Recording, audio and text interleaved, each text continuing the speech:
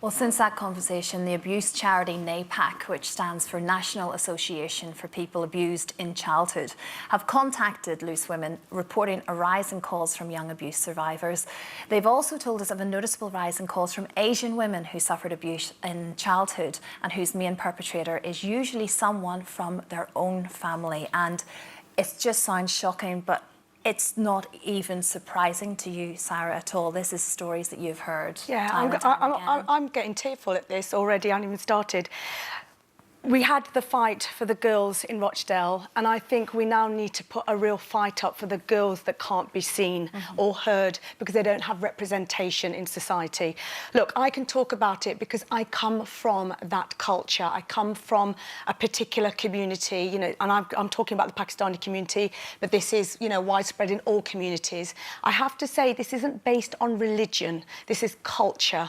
And the culture that I was brought up in is keep your mouth shut and make sure you do not bring dishonour to our family. You must not bring shame. And what that means is that as a young girl or a young boy growing up, you are too scared to talk. If terrible things happen to you, you are too scared to talk. There is no representation because it's such a tight-knit community. There are other things that go on in the culture that basically means that, you know, you're isolated.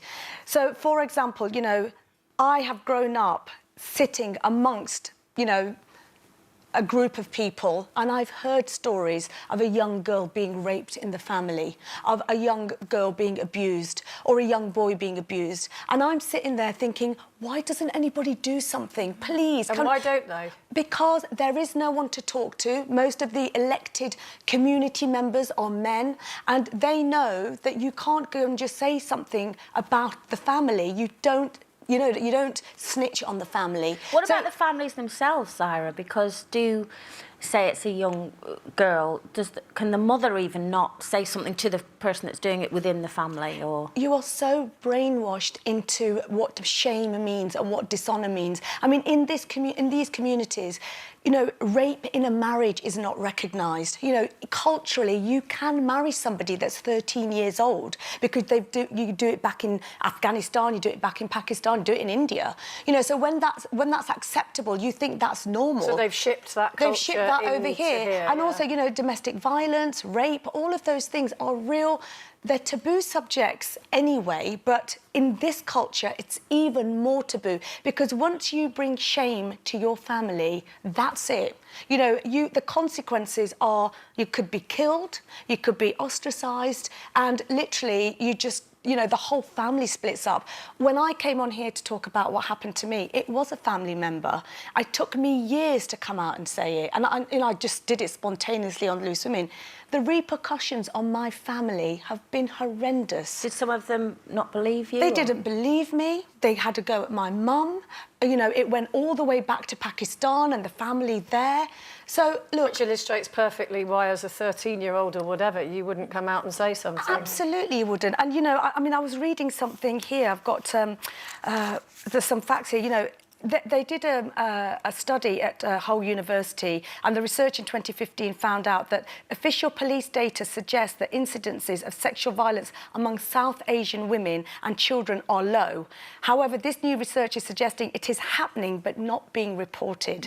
And I want to just say, if there is anybody in the Southeast Asian community, or any community for that matter of fact, please know that there are helplines and that you can talk in confidence. And if you don't want to take it any further, but just to get something off your chest and report it, please do so, because I tell you something, that happened to me at 13, but it affected the rest of my life. And you don't need to go through that. I mean, you talk about it from a cultural perspective, but also, of course, there's the criminal aspect. Yeah. I mean, here they're saying that the increase from women in the Asian community has increased since the broadcasting of Three Girls, because that was largely, not all, Asian men. But they say here in general, not in this week in particular, what they get on their support is that the majority of perpetrators of organised abuse are white. And the second largest group are Asian. Now, that may be because a lot of it goes unreported as well. But, you know, we should point out it does also happen in white families. And the absolutely whole does. thing that props it up is this conspiracy of silence. And control. And I think through all of us, you know, if your child goes to the local park and comes back and says, I've been abused, you're straight on the phone to the police going, oh my God, if they say it's a family member, there is that thing of, if I pull the thread, that's it. it's going to affect the whole family. Yeah. Let's just keep it quiet, you know, shame. end up worrying I don't about think your- that's necessarily just something to do with the Asian community. I think it's a much wider thing. The only thing that I would say is that where those girls did go to the sexual health workers to get condoms and the social workers involved, there was a pattern so it could be traced. In an Asian household, these girls aren't seen. They can never be detected unless somebody from the community or a member of the family puts their hands up bravely and say, we've got a problem here. And I just encourage people to do that because it's so important. Yeah, absolutely.